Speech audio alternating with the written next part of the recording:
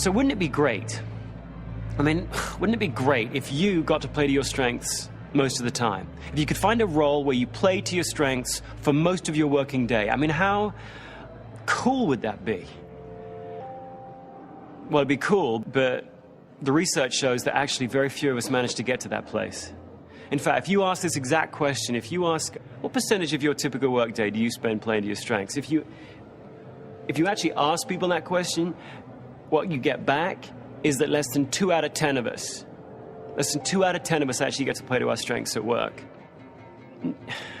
I'm not an idealist. I don't know about you, but I didn't expect that number to be 80%. I didn't expect 8 out of 10 people to say, yeah, we skip to work. We play to our strengths most of the time. I mean, there's a reason they call it work, right? But 2 out of 10, actually less than 2 out of 10, it's actually 17%. That just seemed really low to me. And I suppose, well, for me anyway, that begs a question. And that question is, are you one of the 2 out of 10? And if you aren't, how do you get to be? Now, it wasn't always this way, was it?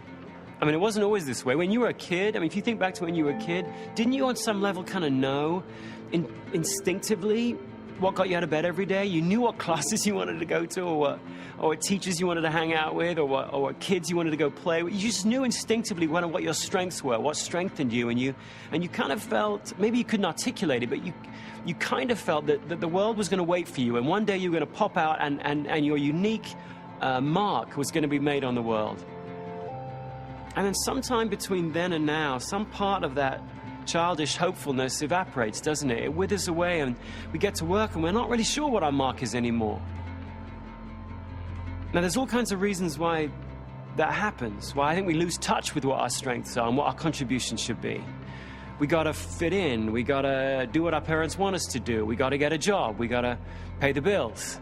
And then you get the job, and then you got to do what your boss wants, and then here's your job description, and we got to do what the company wants. So, yeah, maybe some of those things are to blame for getting you off your strengths path. But I think if you look closely, you might find that what's holding you back from really playing to your strengths isn't this other stuff, your boss, your company, your job description. Maybe what's holding you back from playing to your strengths is what you believe. Maybe you've become trapped by a very few myths that you've been told are true, and they're not. If you could explode those myths, and if you could replace them with what's true and really act on it, then maybe you could take back some of the control of your work. And maybe you could spend more time, deliberately, each week, spend more time playing to your strengths. Here's one of those myths, that as you grow, you change. God, we've all heard that one, right? As you grow, you're supposed to put away your childish traits. You're supposed to acquire more skills and acquire more experiences and become more balanced, more well-rounded. You're supposed to become an adult.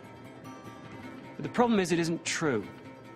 The truth is, as you grow, you don't change your personality. As you grow, you become more and more and more of who you already are.